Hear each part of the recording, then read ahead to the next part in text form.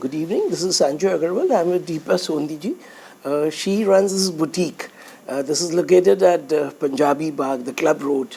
So we read a story, and she started this many years back. So Deepa ji, you could talk about your life and your story. How did you get into this?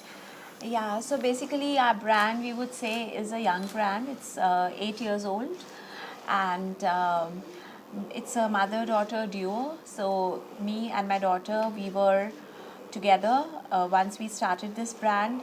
So Karishma is my daughter. She took care of designing because she's a Parsons graduate, and she's also done her fashion studies from Pearl Academy, Delhi.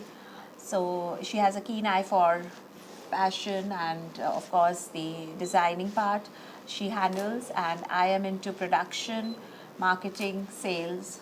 So that's how we work hand in hand for the brand. And our brand caters to women of all age groups, sizes, and it's bridal, couture, and luxury prep for women that we are into. And you means cater to the North Indian psyche, means the people, the North Indian women, they have a particular dress designing code. So is it, although even Well, I would say, now after fashion has become like, like so many influencers, bloggers, and people are like open to the Instagram and they are like, following fashion. So there is nothing like North and South India. I don't think so. That's the criteria that's being followed now. But yes, every woman wants to look her best, and I think mostly they follow the trends as well as the celebrities, what they are wearing, mostly the Bollywood and of course the Hollywood to a certain extent.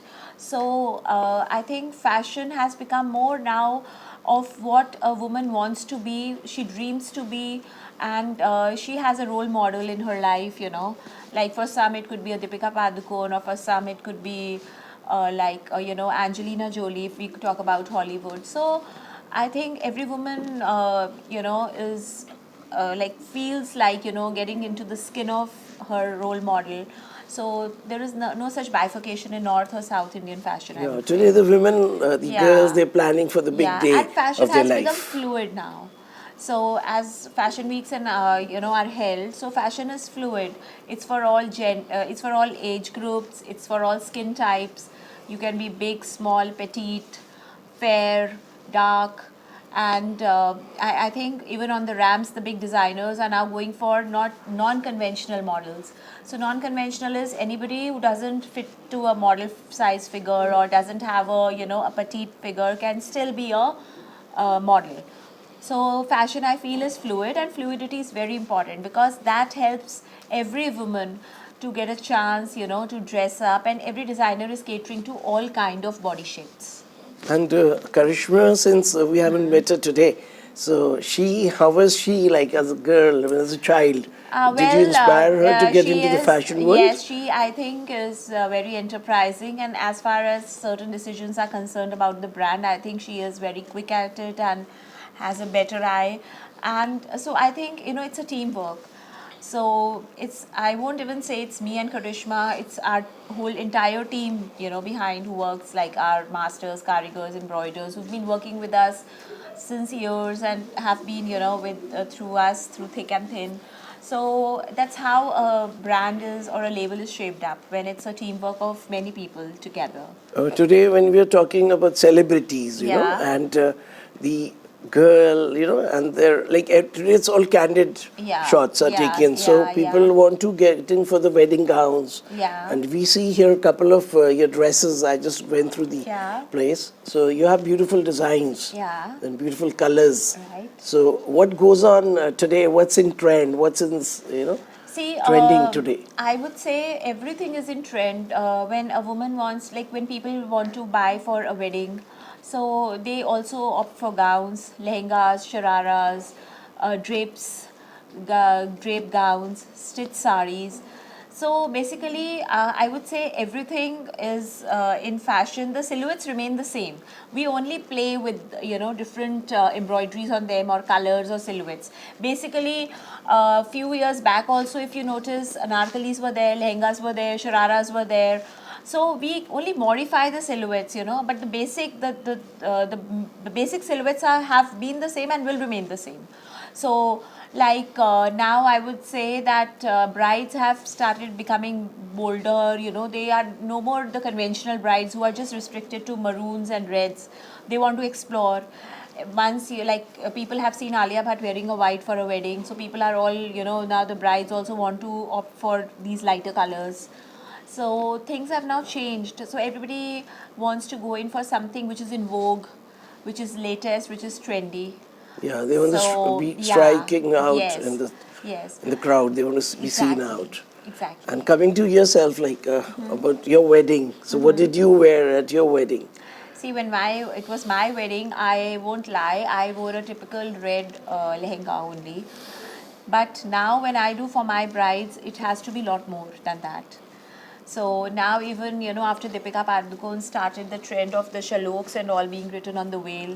So we've done few brides, you know, where we have actually inscribed those shalokas in Sanskrit on their lehengas or on the veils or on the dupattas.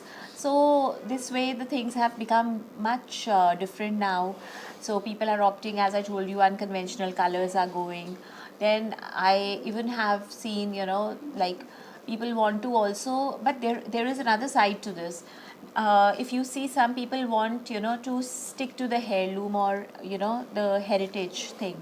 So they would try to wear their mom's sari or try to wear something what their mom wore or try to be very traditional in a kanjivaram or a typical lehenga. So even that is there. But few brides also want to experiment. So that is another sector of brides. And I think with the pandemic being there, Yeah. recently my cousin, his daughter had Yeah. qualified as an IS officer. Okay. And she wore something like what is out around here.